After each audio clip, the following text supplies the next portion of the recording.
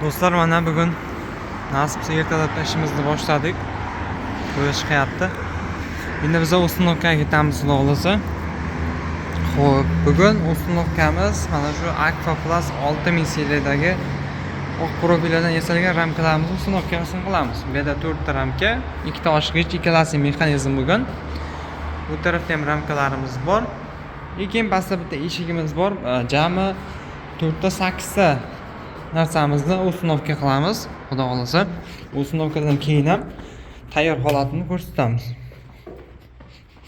Hozir bolalar kelishadi, mashin keladi, asta ortib yo'lga chiqamiz. Mana eshigimiz balkon profildan yasalgan, qalin profildan.